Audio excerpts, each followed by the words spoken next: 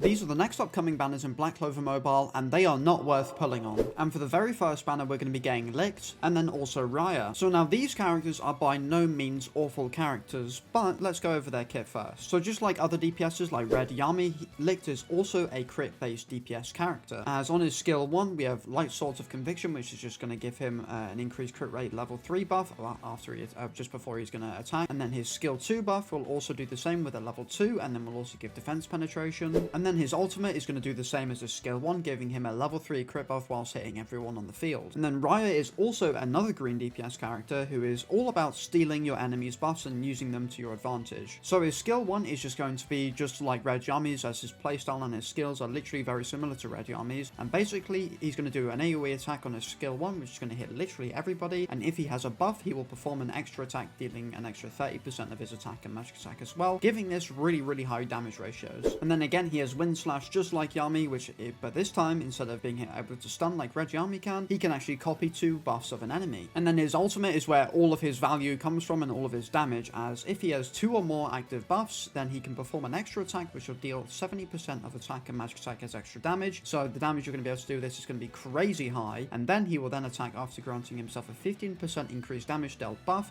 for each buff that he has on him. And then banner number 2 is going to consist of Fauna and then Veto. So just like Raya and Licht, Fauna is also an attacker, but this time she's a blue attacker, and her whole thing is basically AoE damage. So her skill 1 is called Playful Salamander. This is basically just a regular attack that has an 80% chance to burn an enemy. And then Salamander's Whim is basically an AoE skill that will basically give Fauna some lifesteal whenever an enemy is taking continuous burn damage. And then her ultimate is going to be just another AoE ultimate that will give her an all attack increase of level 2, which is going to be a 40% increase in attack and magic attack for 2 turns, again dealing AoE damage. And then Veto's job as a defender is just to... It's really weird. He's definitely a unique defender. He's more so of a DPS tank, which is really weird. So pretty much every character of the Eye of the Midnight Sun so far are DPS characters, pretty much anyway. So yeah, let me get into his kit. So his skill 1 is basically just a single target skill with 100% damage ratios, and will apply Disarm, which is going to reduce the damage that your enemies will deal by 23%. And then his skill 2, which is called Savage Onslaught, is going to be just an AoE skill with 62% damage ratios. And basically what this skill is all about life stealing and doing more damage for every fallen ally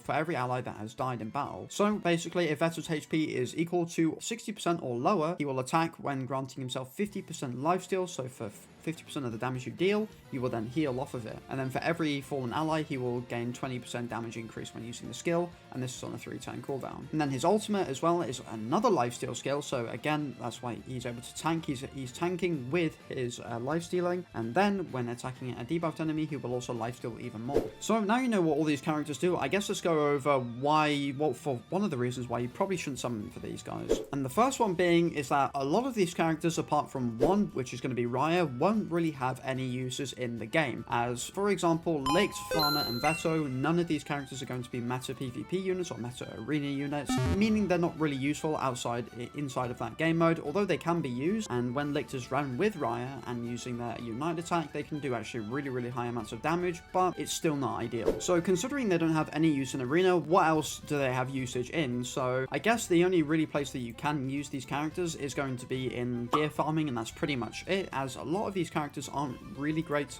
against any PvE bosses, like events or stuff that's going to come out, at least to my knowledge anyways. So yeah, there's not really any use for them in that. And then for things like gear farming, I mean, you don't actually need these characters, because gear farming, you'll realize, is actually a lot easier than you might think once you actually get to the point of being able to do it, as you can easily, and I mean quite easily, be able to complete a lot of the LR gear dungeons with just a bunch of SR characters. It's really not that difficult as long as you have the right team comp set up. You can actually surprisingly beat a lot of the gear stages easy. However, what I will say is Fauna right here is also fantastic for gear farming, as her high AoE output is going to make her currently one of the best gear farmers in the game, which is going to be really handy. So if you want her for that, then fair enough, go for it, but I really don't think it's worth. However, in the Hall of Illusions game mode, Raya is actually very useful for it, as in the future, once certain bosses come out, Raya is going to be a fantastic boss killing DPS for all of those bosses, and the fact that he can steal and copy buffs buffs is going to be really, really handy. So Raya will be fantastic for this game mode, but realistically, I still don't think it's worth it, even just for that, because these banners, I believe, are going to be combined banners of Licht and Raya, and then Fana and Veto. So if you're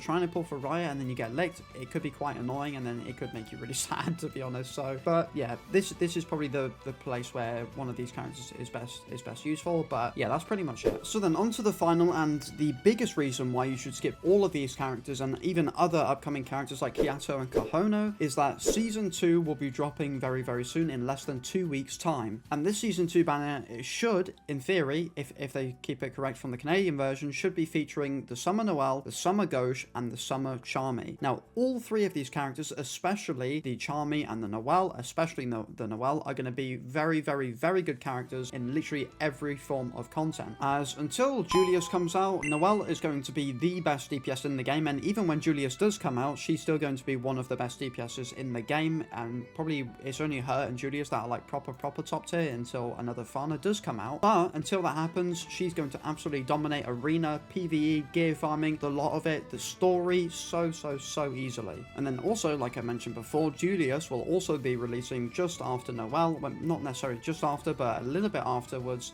but it could be a lot sooner than we think, because considering Season 1 is only lasting for like just over 2 weeks, we could actually get Julius a lot sooner than we might think, which could be actually really interesting, which also means we might also not have as much currency and as much black crystals as we might think, as there's a pretty high potential that this game and Big Game Studios, Garena, whoever is going to be developing this game, are going to be releasing banners out very, very quickly, as they've got to be able to catch up to their KRNJP version. So yeah, it's going to make it a little bit tricky, so you've got to make sure that you're going to be smart with who you're pulling for, which is why you've probably, until we've actually got the right scheduling, then I think you've got to be really smart with who you pull for. So there you have it. That is why you probably shouldn't be pulling for the either Midnight Sun characters, as they just don't have enough uses apart from Raya, and Raya just really, outside of Hall of Illusions, also doesn't really have that many uses. And then also because of the release of Season 2, you're going to also want to save your pulls for Season 2, as Noelle and Charmy are top tier characters, and then not long after that we'll be getting Julius, as well as the first festival or limited like high tier character, which is also going to be a character that you're going to want to summon for.